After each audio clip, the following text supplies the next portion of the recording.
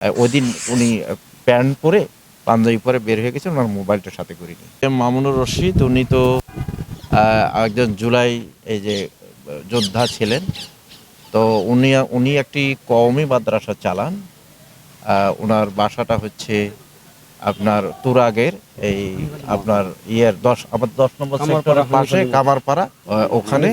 তো ওখানে উনি যে বাসাটা নিয়ে থাকেন সেই বাসা 5 তলায় উনি থাকেন, নিচতলায় উনি মাদ্রাসাটা চালান। তো ওনার ছাত্র সংখ্যা হবে 70-80 জন। আমি ওনার বাসা ভিজিট করেছি, ওনার ফ্যামিলির সাথে কথা বলেছি। উনি 22 তারিখ সকাল 6টার দিকে নর্মালি উনি লুঙ্গি পরে সাধারণত পাঞ্জাবি পরে বের হতেন, ওনার স্ত্রী বলেছিলেন।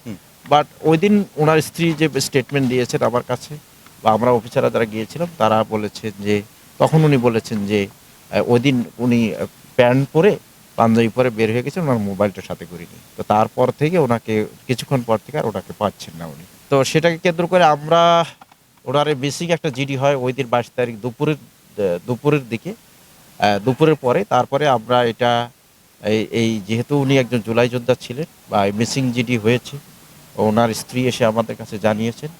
আমরা এটাকে খুবই সিরিয়াসলি নিয়ে আমরা এটার পেছনে কাজ করেছি। আমি এটা টিম করে দিয়েছি। ইভেন আমাদের এডিসি, এসি, সকল এসি, আমাদের ওই জোনের এসি হলো সাদ্দাম, আমাদের ওসি, আমাদের সাব ইন্সপেক্টররা, আমাদের আইটি বিষয়ে যারা ভালো জানেন তাদেরকে নিয়ে আমিও সর্বদা মনিটরিং করেছি। তো আমরা এইটাকে পেছনে কাজ করে আমরা সিসিটিভি ফুটেজ যতগুলো ছিল ওই এলাকার সবগুলো আমরা করেছি, আমরা দেখেছি। দেখে আমরা একটা সিসিটিভিতে ওনাকে আমরা পেয়েছি। বসুন্ধরা টিস্যু, অশুদ্ধতার বিরুদ্ধে এক বিন্দুও ছাড় নয়। যে স্লুইস গেটের ওখানে কামারপাড়া, ওখানে উনি একটা অটোতে গিয়ে উঠলেন, নিজে গিয়ে উঠলেন। এটা কেউ যে তাকে অনফোর্স করেছে বা ধরে নিয়ে গেছে তারা উঠলেন।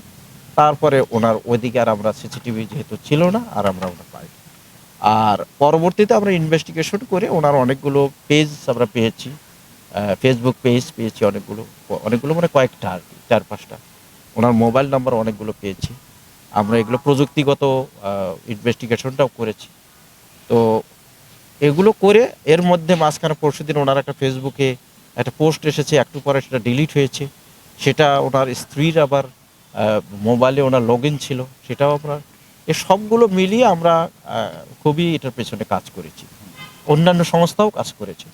গতকালে আমরা সকল অফিসার বসেছিলাম, অনেক বৈষম্যবিধি ছাত্র বা এনসিপির যারা নেতা তারাও এসেছিল আমার অফিসে।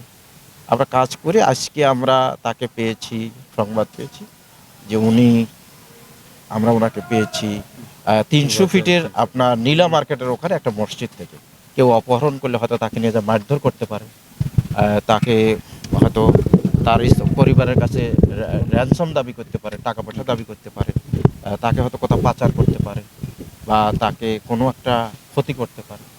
এভাবে নিয়ে গিয়ে কোনো ধরনের বা ওনার যে লুজ করে বেঁধে রাখলে উনি যে একটা চেষ্টা করবেন, উনি যে চেষ্টা করবেন একটু পালানোর বা একটা চিৎকার করা, সেটাও উনি করলেন না। এটা উনি নিজেই স্বীকার করেছেন, আমাদের কাছে ভিডিও রয়েছে।